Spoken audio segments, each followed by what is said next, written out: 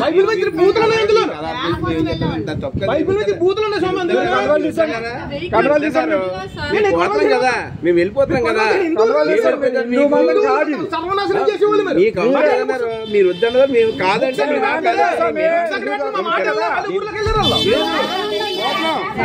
ఎంతమంది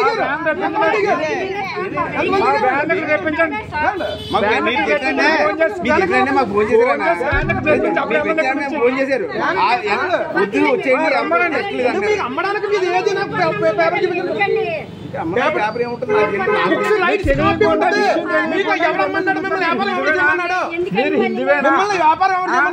హిందీ బుక్ చదివావా నువ్వు?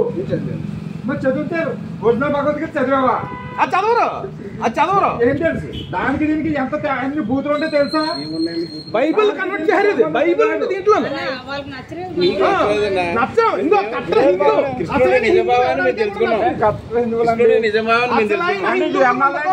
ఇప్పుడు చెప్పు స్వామి, నువ్వు చెప్పు స్వామి. 50 భగవద్గీత పుట్టి ఎన్ని సంవత్సరాలు అని చెప్పు. మీరు చెప్పండి. నాకు ఎన్ని వందల సంవత్సరాలు అయింది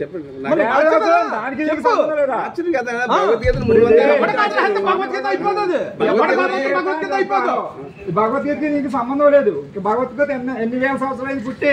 రామాయణం రామాయణం భగవద్గీత ఎంతమంది రాశారు తెలుసా మీకు? మీకు తెలుసా? నాకు తెలుసు 320 మంది పైన రాశారు. అందుకే నువ్వు ఒకటి రాసేవేమో.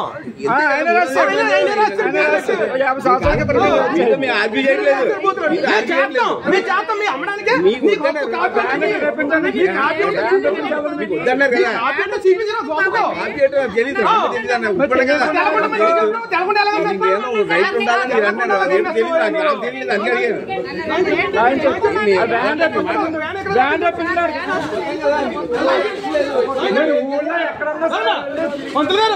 పద్ధతిగా ఉంది స్వామి.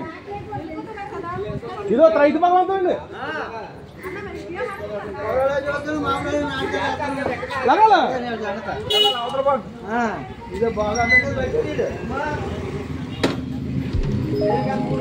భగవద్గీత అమ్మ తీసుకోండి అమ్మ. డబ్బులకి ఉత్తరు కాదు.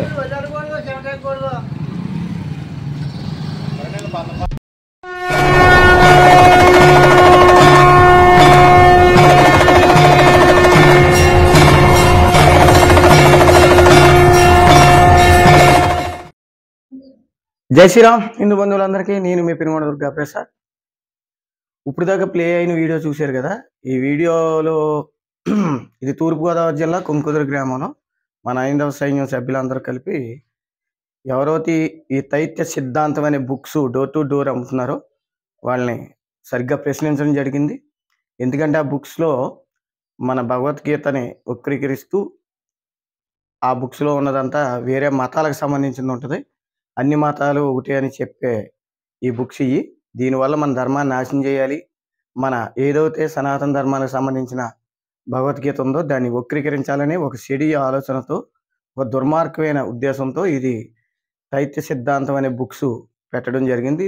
ఈ కింద ఉన్నాడు కదా ఈ ఫోటో, ఆ బుక్స్లో ఒక దీన్ని అంతా సృష్టించిన ఈ బుక్స్ అన్నీ ప్రింటింగ్ చేయించాడు.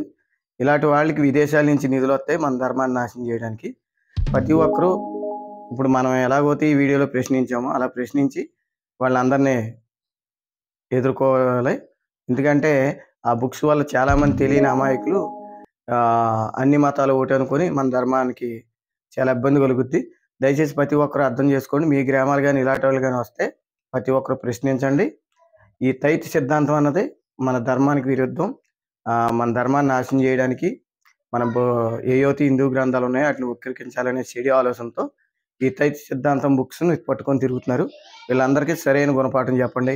అందరికీ జై శ్రీరామ్.